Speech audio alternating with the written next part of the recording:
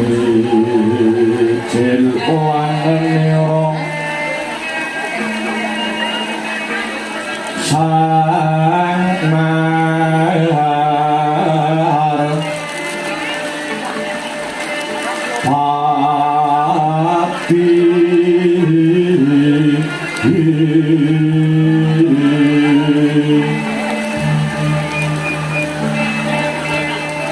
lampah hiro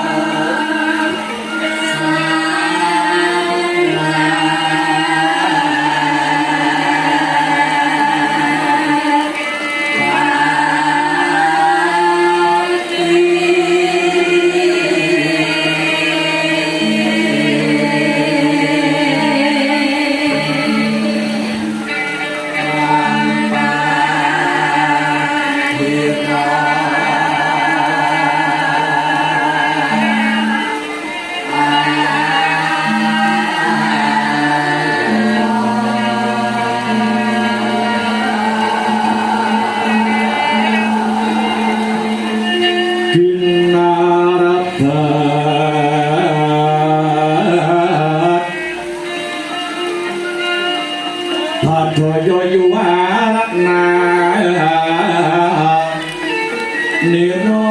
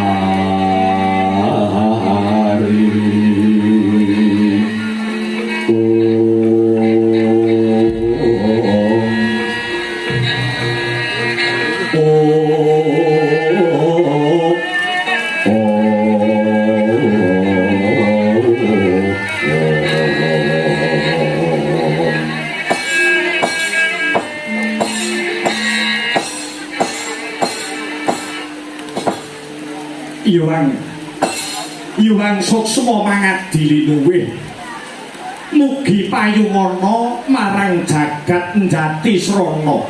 Aduh sinuwun jimat pengayoman kula sanget boten nginten bilih paduka sinuwun Kanjeng Koko Prabu kepareng rawuh wonten ing pertapan Jati Srana. Sepinten to bombong bingaing ingkang rayi langkung rumiyin kula ngaturaken sembah pangabekti mugi kunjuk wonten sahandhap pepada paduka Kanjeng Koko Prabu miwah sinugata ingkang lingga murda rawuh paduka Kanjeng Koko Prabu.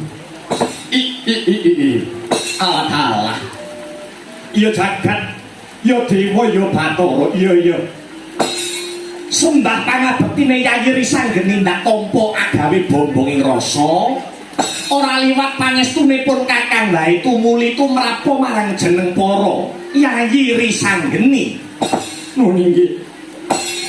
Dahat pamundi kula.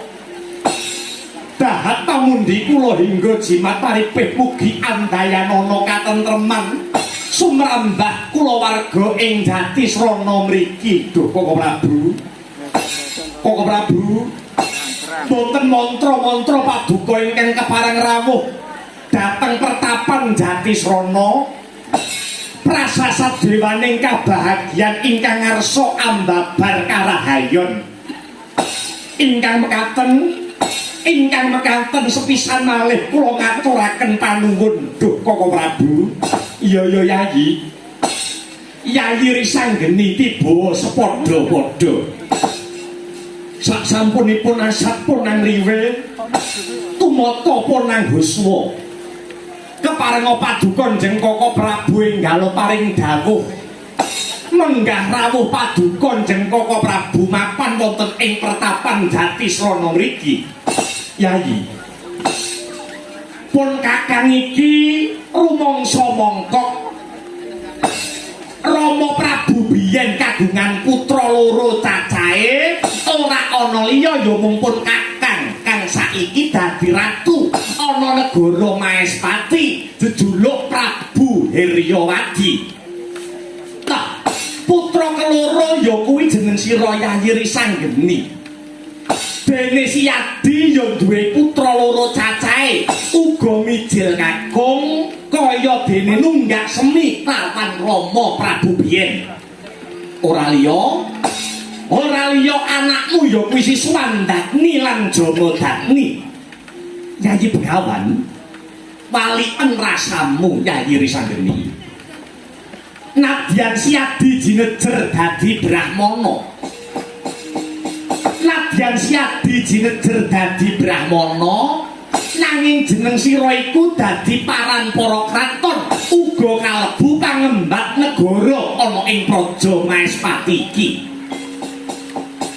Dadi Siyadi uga duweni kewajiban tan prabeda kaya pun kakang, ya kuwi melu mranata laksitane lekas maju munduring pemerintahan kang sarta amis bajining kahanan ing negara Maespati. Kamangka Yayi, kamangka pun kakang tansah kelingan apa sing dadi dawuh pangandikane Swargi Rama Prabu Dukruwuhun kang jlentrehe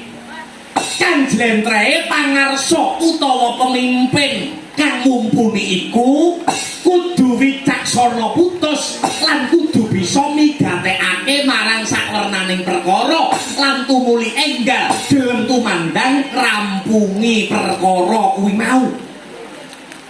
Kuwi pangarsa utawa pemimpin kang mumpuni sabanjure ya Yayi. Wong kang wis pinercaya dening lapisaning masyarakat supaya ngatur kendho kencenging pernatan amis bajining negara. Ya ratu, ya nayaka, ya pangembat raja, kuwi kewajibane padha wae Yayi. Kudu pinter sabarang reh seranane utawa carane kudu njembarke pamikir kang sarta wani nanggung woh ing tumindak madahi sakwernaning panemu. Landhep sing dadi ciptane, landhep sing dadi panggraitane kang sarta tangguh lan gelem mawas diri.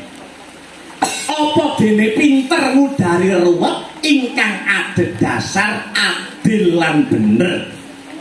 Ditambah maneh Yayi kudu bisa manjing ajur ajer. Mula ya Yayi,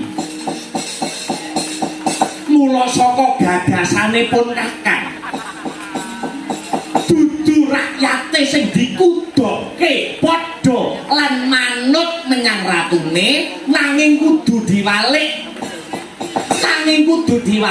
pangarsa utawa pemimpin kudu tansah budidaya manunggal lan madai isi atine bangsa jumbuh kelawan kemajuane jaman Yayi.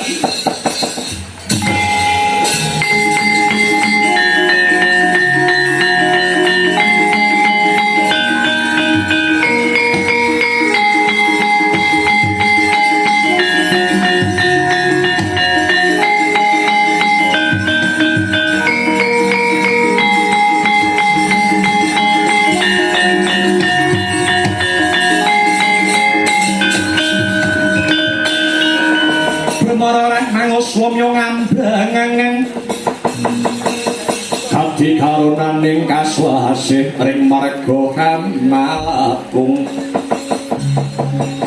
Resang Gandha Mastrat maca leng-leng lalu manguladi Surya mangrang sang maya Surya mangrang sang waya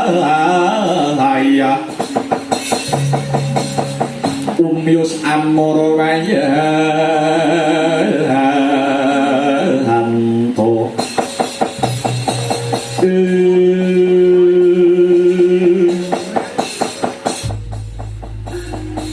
Aduh Koko Prabu Koko Prabu jimat pengayoman kula ngaturaken agenging panuwun awit saking sedaya sabda tama paduka Kanjeng Koko Prabu ingkang prasasat panuntun sejati sageta dados padange lampah ingkang kedah kula lampahi Koko Prabu lan saged anyrambahi karahayon mapan wonten ing pertapan Jatisrana mriki Yayi Begawan iya saiki seje sing dirembuk Yayi sejatine sakliyane pun Kakang mung bakal tilik marang kayuwanane Yayi Begawan Risanggeni lan uga sakliyane pun Kakang nambani rasa kangenku marang keluarga Jatisrana sayektine aku kaya ngrasa yen tok ana pertapanmu kene ana mendung peteng kang anglin putih mula Yayi mula aja ndadak nganggo wigih araringa mara enggal siadi matura lawan pun Kakang aja nganti ana babakan sing ndok tutup-tutupi kaya dene sok glogok banyu bathok ora mawa tedeng aling-aling lan aling-aling tedeng mara coba Yayi enggal matura krana wis ana pitung sapatemon kraton iki Yayi Panembahan ora anetepi wajib sebo mlungguhe kelungguhanmu ana negara Maespati kabeh mau nukulake rasa jubriyane pun Kakang janjane ana apa to Yayi aduh Koko Prabu sewu lepat diagung pangaksama paduka astunipun waleh-waleh menapa jumbuh kalian dawuh pangandikane paduka Koko Prabu ingkang nyata waskita ing esti samukawis wonten babakan ingkang anjalari ribet lan ruweting penggalih kula mboten sanes kejawi namung kawontenan kula ingkang jinejer dados tiyang sepuh mapan wonten ing pertapan Jatisrana mriki duh Koko Prabu estunipun waleh-waleh menapa wonten tiyang estri ingkang sampun omah-omah wonten tiyang estri ingkang sampun omah-omah tegesipun sampun winengku ing kakung malah kepara sampun anggadhahi putra nanging tiyang estri kala wau maksih seneng laku sedeng bandrek selingkuh kesenenganipun saresmi kalian priya ingkang dede bojonipun duh Koko Prabu kula ingkang mekaten kala wau ripalenggan sakmangke ngantos dados kembang lambe mahanani boreking swasana pertapan Jatisrana mriki satemahanipun kakungipun boten trima wekasan gugat dhateng kula supados nibakaken paukuman dhateng wanita kala wau menawi kanthi dasar aturan negara mestinipun kedah kapatrapan pidana nanging ngelingi senadyan kula menika kalebeting pejabating negara nanging kula ugi jinejer dados brahmana ingkang mestenipun ndarbeni watak sugih ing pangapura mila mila kula nyuwun dawuh paduka Kanjeng Koko Prabu supados nderek angrampungi perkawis menika duh Koko Prabu. Ya jagat dewa Bathara wasisaning Abathara jagat yayi.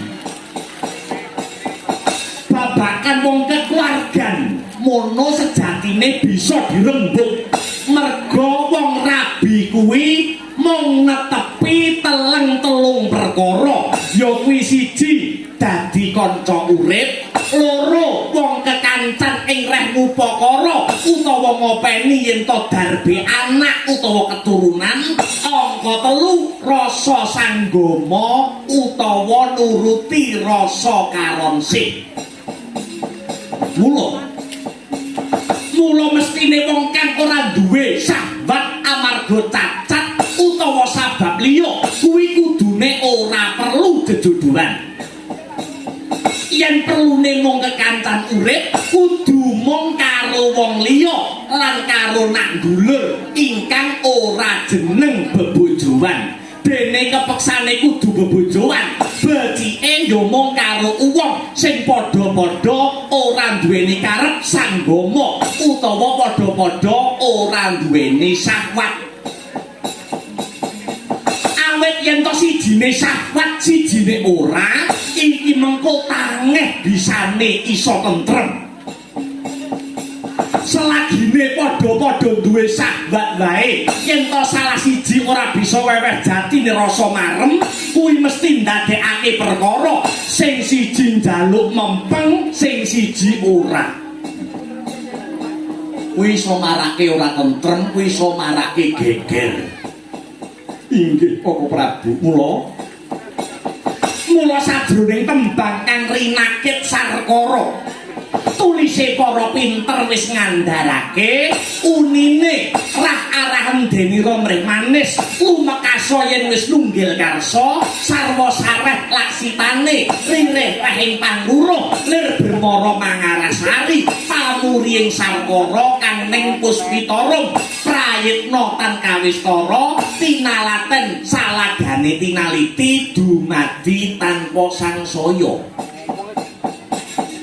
Wong karonsih utawa kumpul bojo kuwi kudu netepi syarat-syarate supaya nggone bebojoan aja nganti ana salah siji kang laku sedeng utawa bandrek selingkuh.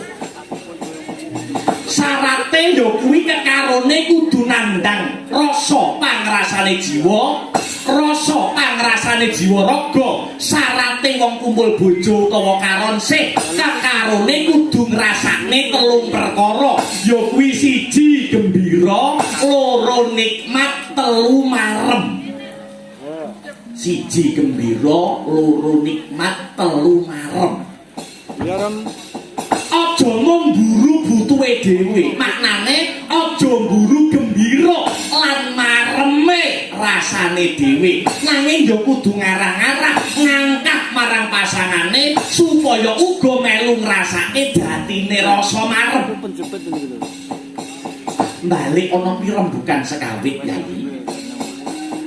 Lamun to Yayi risanggeni, lamun to Yayi risanggeni takon babagan pidana utawa hukuman yen to si kakung mau wis kelakon gugat marang jeneng sira Yayi kabeh mau mungkari saka ngendi anggone nyawang. Gandeng sira Yayi uga klebu pejabat ing negara, muga melu-melu ana tepi tembung adil lan bebener yo Yayi.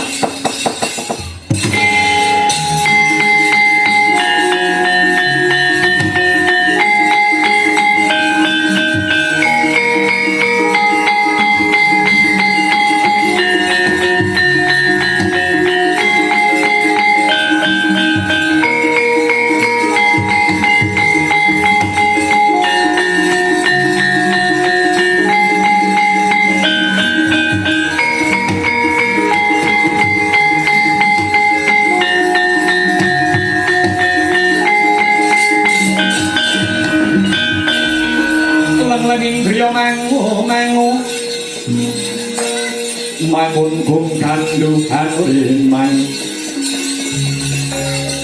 ulir leno tanpa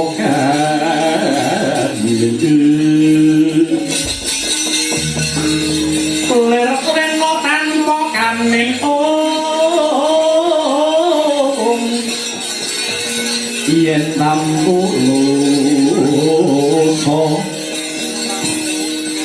yen tampulusa mengko sanjak utama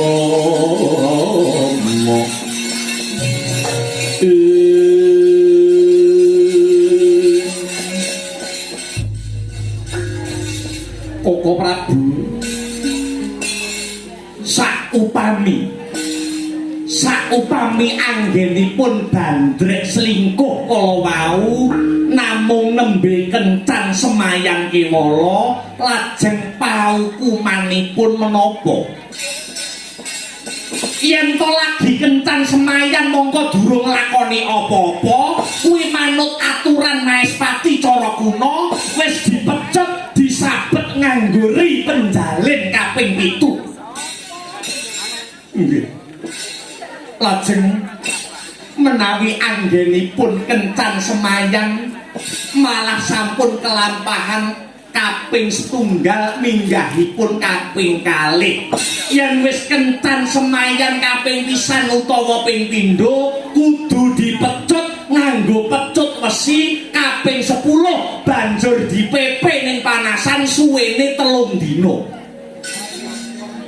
garing nggih lajeng upaminipun anggenipun bandrek selingkuh kalian priya sanes kala wau sampun marambah makaping-kaping mongko sampun dituturi tetep mboten gugu nek ora gugu dikandani mongko wis marambah makaping-kaping kuwi kudu diketok tangane menawi sampun marambah makaping-kaping mongko nyatanipun malah semu ngece lan ngina dhateng kakungipun punika pidananipun menapa ora jane wis apa to kok arek cah wedok mamah kendali mangan ati wis apa perkawis nami badhe kula simpen langkung rumiyin awit upami diaturaken sak mangke mesti kemawon badhe ndadosaken rame ning swasana ya yen pancen kowe mengkono mung bae iki wis titi wancine manembah marang Gusti kang akarya jagat duh Koko Prabu Jimat pengayoman kula sampun tanggap menapa ingkang dados kersa paduka sumangga kula dherekaken mlebet wonten pepungkuran ing pamrih langkung sekeca anggenipun badhe pirembakan babakan iki ya aku tak ngampil papan sing cedhak ana kelawan sanggar pasmeden kinarya pirembukan catur netra kelawan Silayayi kawula nokton ngestaken dawuh Jeng Koko Prabu Patih Citrayatna kowe nunggu ana njaba sedhela kawula nokton ngestaken dawuh Silayayi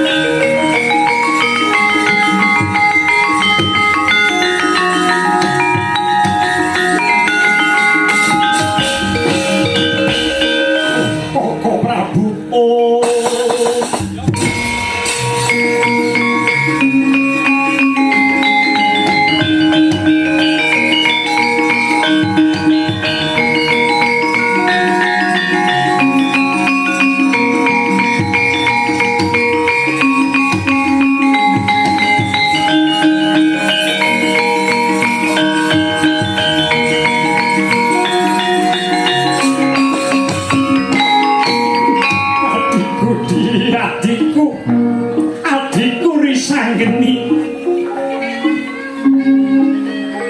kaya pun kakang nganti ora bisa ngucap bareng ngerti lakon kok kaya mangkono dewa Koko Prabu kinten kula sampun boten wonten margi sanes paduka sampun sumurup piyambak nekasipun garwa kula Yayi Dewi Renuka Koko Prabu kula nyuwun jejeg ing adil ing negari Maespati Koko Prabu yo lungguh luwih dhisik sing prayoga ya Yayi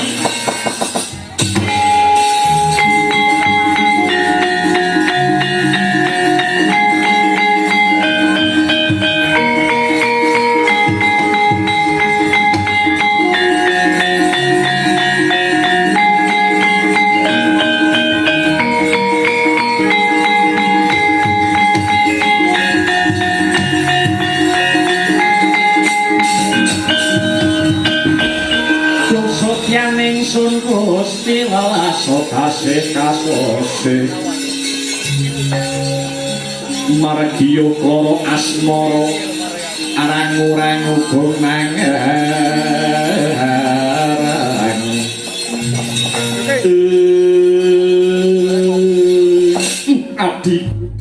adikku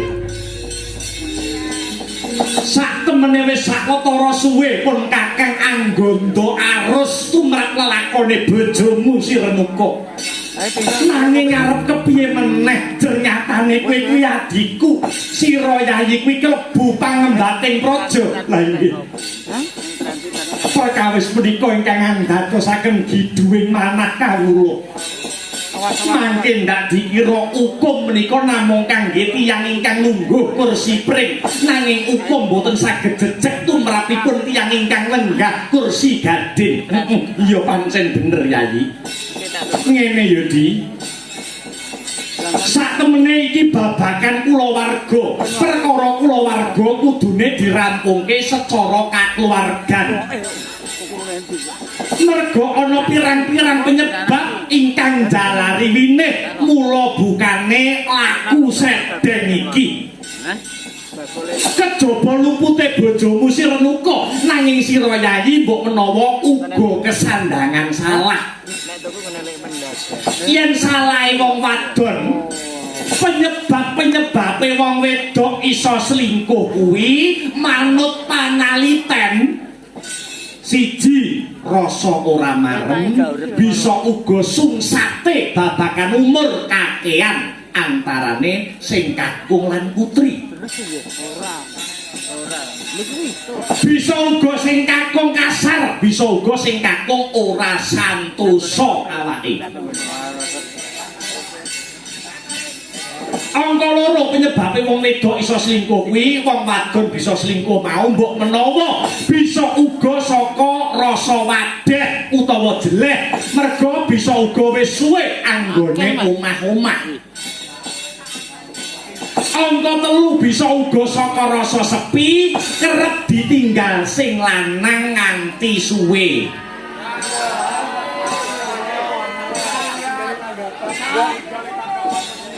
angka papat penyebabe wong wedok iso selingkuh bisa uga amarga kepengin sugih akeh wong wadon sing padha kepengin urip mulya padha kepengin urip sugih angka 5 mbok menawa bisa uga mergo wanita mau kepengin males marang kakunge mergo kakunge sing wis tau nglarani atine nggonku yo enek wong ngono kuwi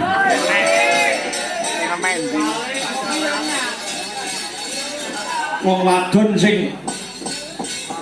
wadon sing demen gendak selingkuh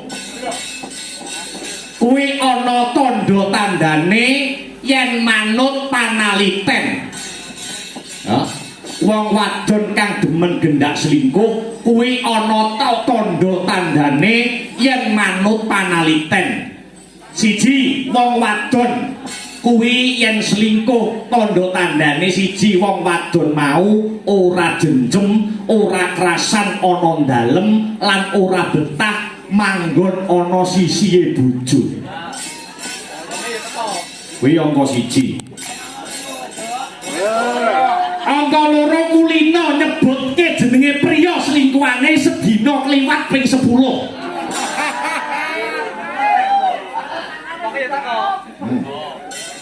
Angka 3 kerep nyolong pulatan utawa tembunge mentereng nyuri pandangan. Angka 4 dumadakan anggone dandan malih menor. Angka 5 wiwit goroh karo kakunge. Angka 6 budidaya supaya kakunge kerep lunga. Kakunge ora tanggapan barang dikon tanggapan. Yang malam aku mati ada undur. Ate undur. Tanggapan barang moh diterne sing lanang. Naik kereta saja.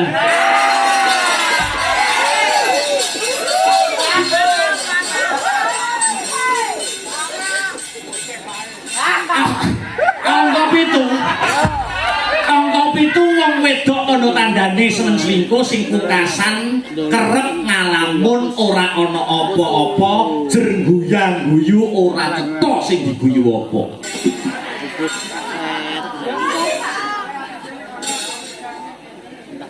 Lajeng menawi lepat kula napa Koko Prabu luputku sakwise kowe duwe anak loro siswan Dakni lan Jama Dakni kowe mung tansah kepencut olah kebatinan awan bengi sing ndok tindake mung babakan pangibadah tanpa mikir piye carane supaya bebrayanmu bisa tentrem gawe weweh rasa pemarem marang wong wadon kowe lali kewajibanmu Risanggeni. Mula ora aneh lelakon nganti bisa kaya mengkene. Nek lugune wong wadon sing wis wani tumindak kaya mengkono mau kudu ditibani hukum mati. Nanging kepiye anggonku bakal tumindak jer kuwi bojone adikku dhewe Koko Prabu. Awrat anggen kula badhe menggalih awit ingkang kajibah dados awet bojo negari Maespati mboten sanes muhung anak kula pun Jama Dakni Koko Prabu. Ya pancene anakmu Jama Dakni wis diparingi kapercayan supaya dadi albojo negara Maespati kang kewajibane nindakake hukum kisas marang sapa wae kang nandang luput lan kapatrapan hukum mati. Mula ngadepi lelakon iki becike tatanen rasamu luwih dhisik. Merga kabeh keputusanmu balik ana dirimu pribadi. Yen to Yayi gelem nampa bojomu sing wis kelakon dioteh-oteh wong mau, tegese kowe liwat dalan kabrahmanan. Ewadene kowe milih lewat dalan midana kelawan bojomu mangsa bodho. Mangsa bodho ternyatane kabeh mau sing bakal aja nganti gawe ribeting negara. Waduh Koko Prabu ngaturaken panuwun mangsa bodho. Tak pasrahke sak putuhe marang kawicaksanane Yayi Begawan Risanggeni.